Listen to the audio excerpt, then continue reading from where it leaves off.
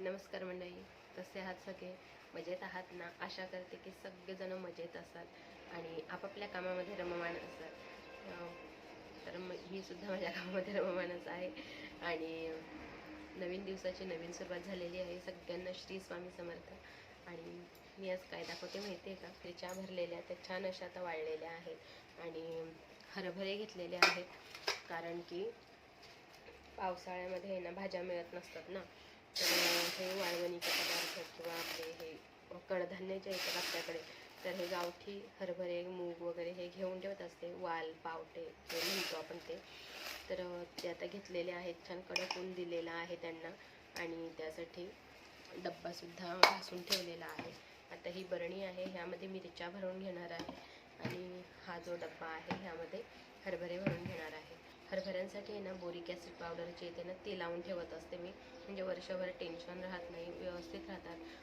ते पोपेटी किंवा अळी वगैरे अजिबात लागत नाही. तर बोरिक ॲसिड वापरण्या अगोदर आहे ना मिरच्या भरून घेऊ, कारण त्यांना काही लावायची गरज नाही आहे. त्या डायरेक्टली बरणीमध्ये भरून घेणार आहे.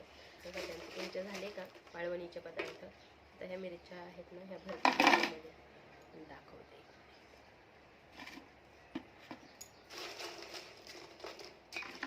मस्त अगदी कडक वाळून झालेले आहेत. छानपैकी बरणीमध्ये सुद्धा आता भरून घेते आहे.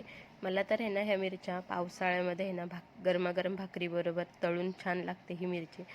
भाजीची गरजसुद्धा लागत नाही, की टेस्टी आणि मस्त लागते. तर पाहू शकता मस्त अशी म्हणजे आता पावसाळ्याची सोय झालेली आहे. हरभरे जे आहेत ना त्यांना बोरिक ॲसिड पावडर थोडीशी लावून घ्यायची, जास्त नाही लावायची, जेणेकरून ते वर्षभर मस्त आणि छान टिकतात. तर तुम्ही तुमची वाळवणं कशा पद्धतीने करताना मला कमेंटमध्ये नक्की सांगा. आणि हो, आपल्या चॅनलला कमेंट करत चला, लाईक करत चला व्हिडिओला. तुम्ही इतरांसोबत शेअर करू शकता. तुम्हाला जर व्हिडिओ आवडत असतील तर नक्कीच मला रिप्लाय देत चला. आणि जे कोणी नवीन असतील ना आपल्या चॅनलवरती त्यांनी नक्कीच सबस्क्राईब करा.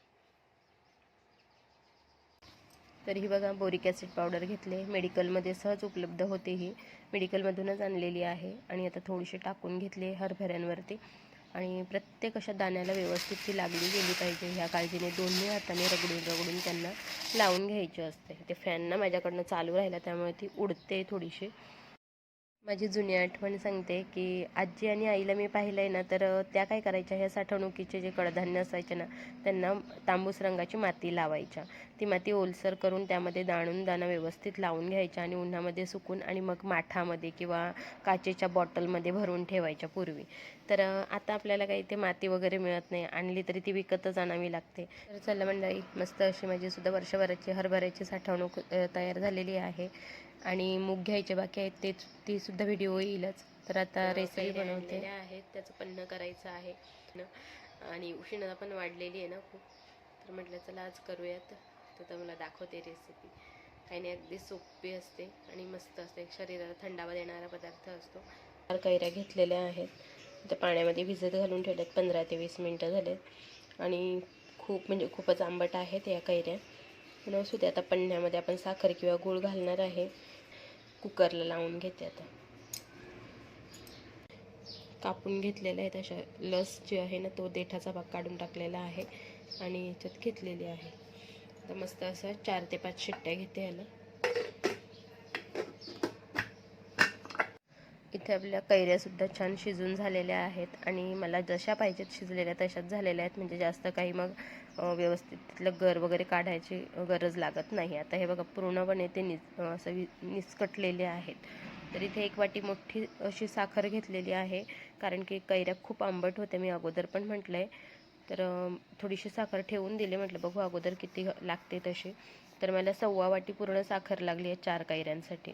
आणि पाहू शकता इथे ते बाठे आणि जी साल होती ना ती बाहेर काढून घेतली आणि थंड पाण्यामध्ये अशी कुस्करून घेतलेली, म्हणजे त्याला जेवढा गर राहिलेला ना तो सुद्धा काढून घेतलेला आहे अशा पद्धतीने. आता हा खूप जास्त जाड झालेला आहे. तुम्ही यामध्ये पाणी टाकू शकता, अजून पातळ बनवलात तरी चालेल, जसं आपल्याला आवडेल ना त्या पद्धतीने करायचं. त्यामध्ये वेलची पूडसुद्धा घालून झालेली आहे आणि मस्त असं आंबट गोड कैरीचं पन्नं तयार आहे. व्हिडिओ आवडल्यास व्हिडिओला लाईक करा, कमेंट करा आणि शेअर करा.